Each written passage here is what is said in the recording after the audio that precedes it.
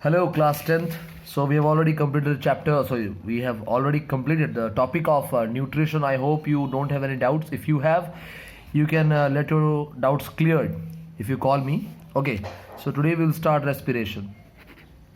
Okay. Respiration. We will go through respiration, but I must tell you that we required food actually. Okay. In nutrition, we have had a process called as absorption. Yes or no? Absorption. What does absorption mean? Absorption means the movement of the nutrients or food materials from the intestine to blood. Now, next step we have read about assimilation. Okay? Assimilation. What do you mean by assimilation? These absorbed food or absorbed nutrients should be used. So what I was telling that assimilation means utilizing the absorb nutrients और food. तो हम जो खाना खाए वो जो absorption हुआ तो उसको इस्तेमाल करना है. क्यों इस्तेमाल करेंगे? हमको एनर्जी चाहिए. समझ में आया? जो फूड हम एसिमिलेट कर रहे हैं हम उसको बोलते हैं assimilated food. Sorry,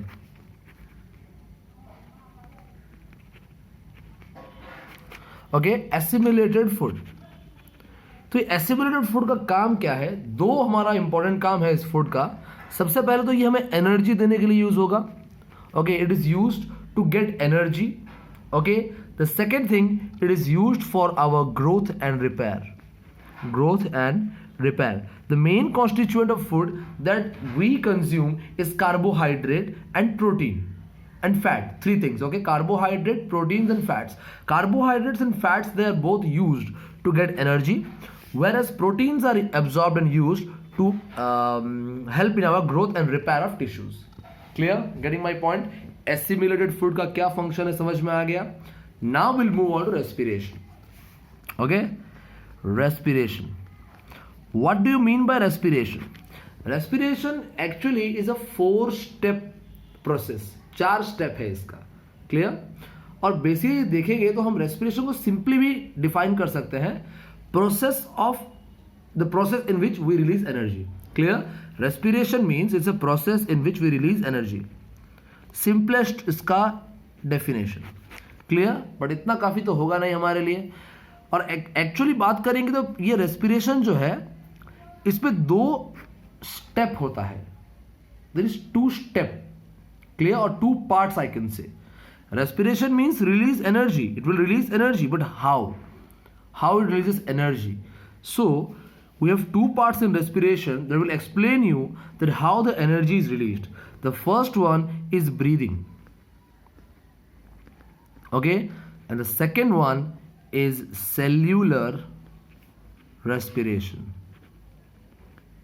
Okay, these are 2 steps that will let you know that how energy is released during respiration.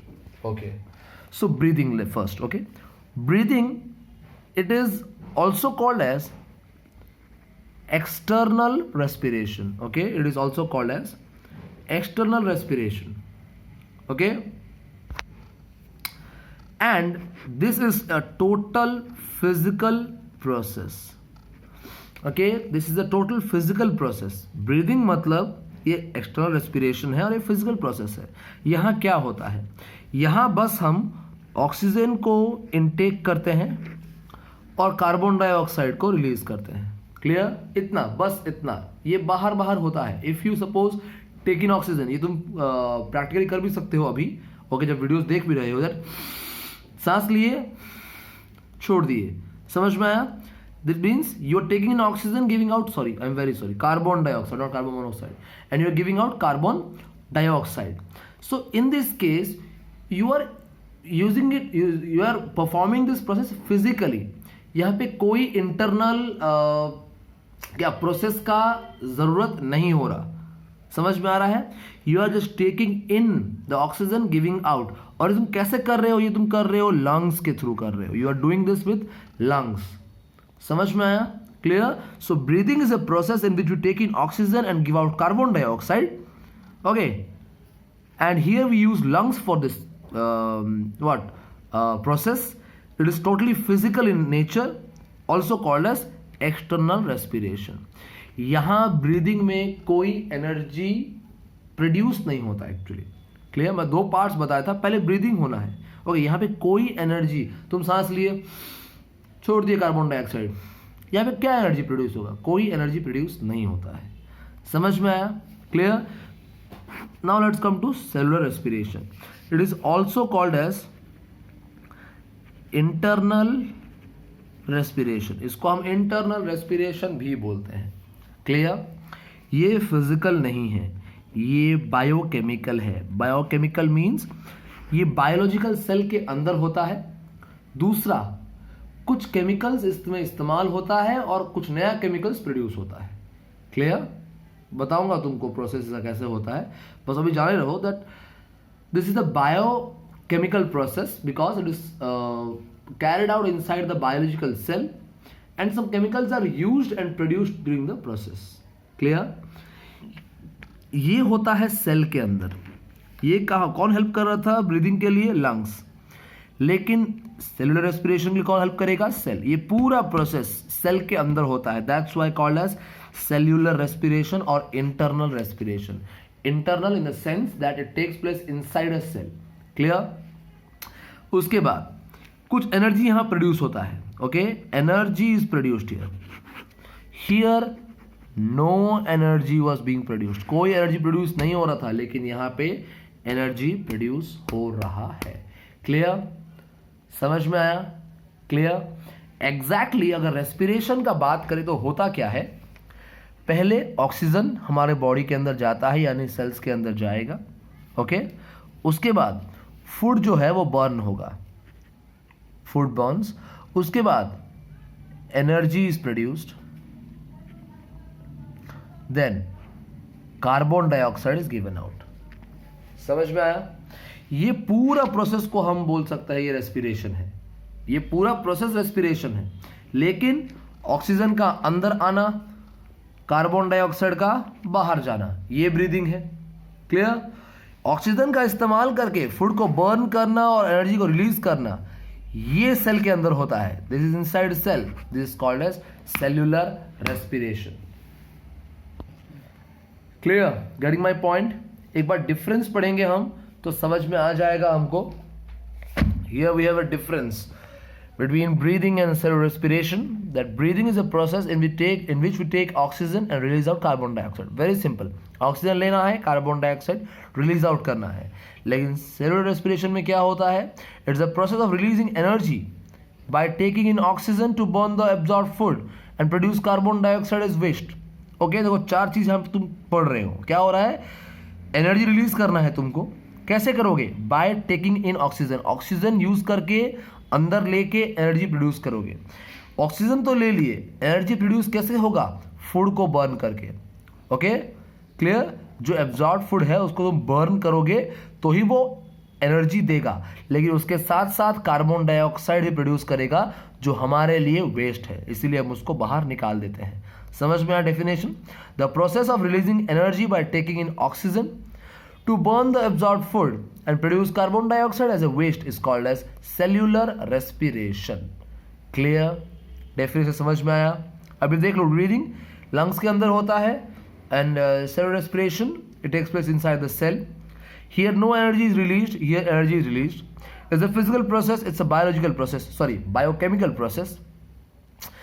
It is called as external respiration, called as internal respiration. And the last one, no enzymes are involved. यहाँ पे कोई enzyme involve नहीं होता। Clear? जब मैं actually respiration पढ़ाऊंगा, देखो यहाँ पे लिखा गया है एंजाइम्स आर इन्वॉल्व। यहाँ पे एक एंजाइम है, एक्चुअली एक NAD एंजाइम है। ओके, उसके बारे में बताऊंगा। क्लियर? यहाँ पे एंजाइम्स यूज होते हैं सेल्यूलर रेस्पिरेशन में। Okay, clear? ओके, सो एक पॉइंट दिया गया है तुम्हारे बुक में that photosynthesis is exactly the opposite of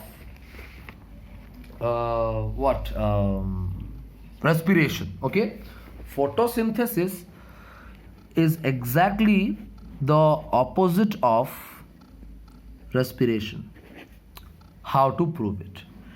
What is photosynthesis? It's a process in which carbon dioxide, water, sunlight Sunlight means what? Sun's energy. Sunlight is a kind of energy or not? Light is a form of energy, na? So in the presence of what? Or in the help of chlorophyll, they will produce what? C6H12O6 plus oxygen. Clear? यही वो produce करते हैं. Clear? ये तुम्हारा glucose form हुआ, use हो सकता है प्लांट्स के द्वारा, और अगर स्टोर होगा तो स्टार्च के फॉर्म में स्टोर होगा. क्लियर? ये फोटोसिंथेसिस है. रेस्पिरेशन में क्या होता है? प्रोसेस तुम पढ़े हो जूनियर क्लासेस में. ग्लूकोज इस्तेमाल होगा, फूड मटेरियल्स बर्न होता है, ग्लूकोज एक फूड मटेरियल हम जानते हैं, उसमें ऑक्सीजन इन्वॉल्व होगा, तो तुम्हें कार्बन डाइऑक्साइड, वाटर और एनर्जी देगा. Okay, clear? ये बात तुम पढ़ चुके हो ऑलरेडी जूनियर क्लास में. क्लास 7th में इसके बारे में पढ़ाया गया था, इक्वेशंस के बारे में. Now let's come to the point how they are opposite to each other. You can see carbon dioxide, water and energy, they are the reactants here, and the same thing are the products here. Carbon dioxide, water, energy. यहाँ पे जो तुम्हारा product है glucose और oxygen, यहाँ पे तुम्हारा reactant है. ऑपोजिट हुआ कि नहीं? क्लियर? ये इस्तेमाल करके ये प्रोड्यूस कर रहे थे, अभी फिर यहाँ पे इसको इस्तेमाल करके ये प्रोड्यूस करेंगे. ऑपोजिट, एक दूसरे का ऑपोजिट तो है. Clear? That's why it is called as opposite to each other. Photosynthesis and respiration, these processes are opposite to each other. Clear? I hope you all are understanding. Okay, so let's proceed. थोड़ा और पढ़ते हैं कुछ नया topics के बारे में. ये एनर्जी तो प्रोड्यूस हुआ. Okay, this energy is produced during respiration process, we are getting to know, but how it is stored, how it is utilized, कैसे इस्तेमाल होता है और कैसे स्टोर होता है. For that we require, actually देखो जितना भी एनर्जी प्रोड्यूस हो रहा है, we are not utilizing all the energy at a time. ऐसा नहीं कि अभी खाना खाया है, आधे घंटे के अंदर सारा एनर्जी इस्तेमाल करके फिर हम लोग टायर्ड हो जाएंगे. Not possible. हमने खाना खाया है मतलब हमको लगातार कुछ घंटों तक, like in the morning hours, suppose you are taking a breakfast and going to school, suppose at 9 o'clock you are taking a breakfast going to school, that means the energy is produced there. तुमने खाना खाया है, oxygen लिया है, तो energy produce हो रहेगा. Directly after 9 o'clock you are having your lunch at 1 o'clock, means from 9 to 1 you are spending 4 hours without anything eating. कुछ बिना खाए तुम रह रहे हो. अलग बात है तुम पीछे बैठ के छुप के खाते हो क्लास में, बट बहुत बच्चे ऐसा नहीं करते. तो उनके लिए मैं बता रहा हूं, जो 4 घंटे तुम बिना खाए बैठे, तो तब एनर्जी कहां से आया? Suppose you have taken some food like 2-3 chapatis, means a lot amount of energy is produced, and that energy is not used immediately. एक बार में यूज नहीं होता. That energy is stored in the form of ATP. Okay, what is ATP? Adenosine triphosphate. Okay, adenosine triphosphate, ATP. Okay, this is a energy pouch, I could say, or like you buy Lay's or Kurkure or any ready food item in the market, just you need to tear it when you want. It is like a energy packet, energy currency we tell it. Okay, ATP are called as the energy currency of cell or energy packets of cell. Okay, so if we need to understand it properly, we need to learn 2 more things, that is ADP and PI. Okay, what is ADP? Adenosine diphosphate. Okay, diphosphate, here ADP. And PI means, PI stands for inorganic phosphate. Inorganic phosphate. Okay, here P means phosphate. Phosphate means a group containing phosphorus and oxygen. Okay, phosphate कैसे बनता है? जहाँ पे phosphorus और oxygen हो, वो phosphate बनता है. Clear? Okay, now ATP, इसके पास ना हाई एनर्जी स्टोर करने का कैपेसिटी है. It has a high energy content. I can say it has high energy content. Clear? ATP, देखो T से ट्राइफॉस्फेट मीन्स इसके पास 3 फॉस्फेट है, 3 फॉस्फेट. एडीपी डाइफॉस्फेट, 2 फॉस्फेट, इसके पास 3 था तो हाई था, डाई मतलब 2 हो गया तो लो हो जाएगा, okay, low energy content.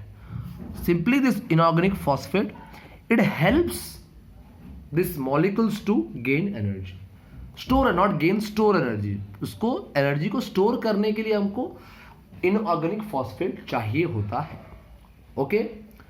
Okay, now understand this thing. तुम्हारे पास बेसिकली बॉडी में एडीपी रहता है, जनरली पीआई भी रहता है.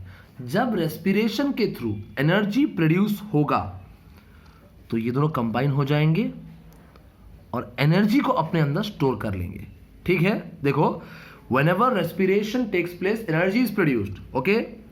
हमारे बॉडी में तब डाइफॉस्फेट और इनऑर्गेनिक फॉस्फेट है, एडीपी है और पीआई भी है, क्लियर. तो इन दोनों मिलने से क्या होगा, ऑब्वियसली इसके पास कम एनर्जी स्टोर कर पाता है, तो जो एक्स्ट्रा एनर्जी आया है ये कैसे स्टोर हो पाएगा, पीआई जब इसमें ऐड होगा, डाइफॉस्फेट में एक और ऐड होता है, डाई मतलब 2, एक और मतलब 3, इसका मतलब यहां फॉर्म होता है एटीपी. समझ में आया.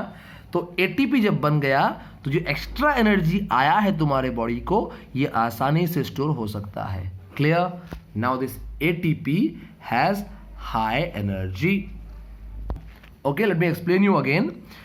ADP means diphosphate, adenosine diphosphate, 2 phosphate group है, यहां पे एक और ज्वाइन हुआ, क्लियर. ADP के साथ एक मतलब 2 के साथ एक ज्वाइन हुआ मतलब ट्राई हुआ, तो ATP लिख सकते हैं हम लोग, ठीक है. जब रेस्पिरेशन के थ्रू एनर्जी प्रोड्यूस हो रहा है वो एनर्जी ADP अकेला स्टोर नहीं कर सकता, because ADP has a low energy content.